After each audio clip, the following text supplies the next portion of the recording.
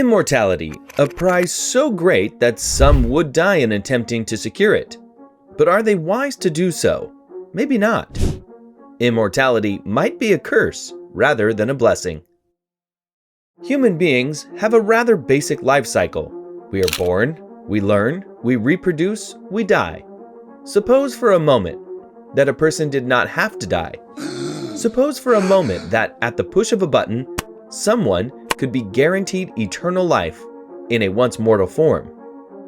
What would be the consequences? Would immortality be a blessing or a curse? Immortality might be the most awful curse imaginable.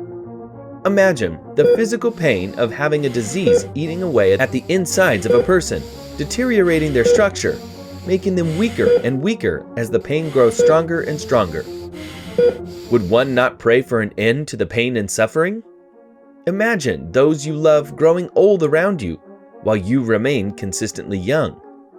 How could a person hope to grow an emotional, personal attachment to another human being, all the while knowing that the two of them will one day have to say goodbye forever? At what point would one stop caring? Would apathy be good or bad? Perhaps this gift of immortality is available for everyone on Earth. Surely then there will be no consequence, right? Realize the amount of people on this earth at this current moment. Each day, approximately 151,600 people die, and 358,200 people are born. With people already being born 3 times faster than they can die off, imagine if nobody died. Our population would increase by 130,743,000 within a year. This would lead to overpopulation, the likes of which has never been seen in any species. One might look at the lighter side of immortality, remarking upon the possibility of truly undying love. This person might see as a means of never truly having to say goodbye. However, what this person does not see is the change in character that people tend to experience. It should be noted how a person's character changes over the course of a mere 2 to 3 years. And think about it in the light of an infinite amount of time. With so many changes of character between two people, the likelihood of them remaining friendly with each other forever would be highly unlikely. Thus, rather than eliminating goodbyes, it simply makes them more unpleasant. You don't think once the illness of old age are solved, that there'll ever be a convenient moment for us to be snatched away into non-existence. You might believe it's inevitable, but that doesn't mean it won't seem unjust when it happens. You will not have checked off all the items on your bucket list. You won't have visited all the places you promised to go. It seems only natural that on some basic level we should agree that living longer is a good thing. It's what we strive towards with each medical advance, after all. And if you don't think we should work to live as long as possible, where's your cutoff line? Reaching a point where we can live for as long as we want seems like a pretty natural conclusion. Immortality doesn't seem like such a big ask. On the face of it, a desire for immortality most obviously seems to be a response to the fear of death. Most of us are afraid to die. If we were immortal, we could escape both that fear and its object. Hence, it seems a desire for immortality is simply a desire not to die. In the face of this, what philosophers, poets, and novelists remind us of is that there are fates worse than death. Eternal life is part of the wine. Immortality might itself turn out to be one of them. If so, we should not desire to be immortal. Another person might say that there would be no more wars, as there would be no one to kill. Such a person as this might want to reflect upon the fact that wars are not fought for the sheer pleasure of slaughtering your fellow man. Wars are fought for land, oil, safety, freedom, and the like. The deaths are merely a terrible side effect of the war. Granted, there will be no more civilian casualties. The odds of a person getting seriously injured would still be present, and the person who might have initially died might have to live the rest of their never-ending lives in terrible pain.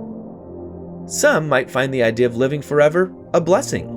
One could watch the very rise of the new ages in technology and society. They would be more aware of the consequences of their action and the impact those decisions have on the future.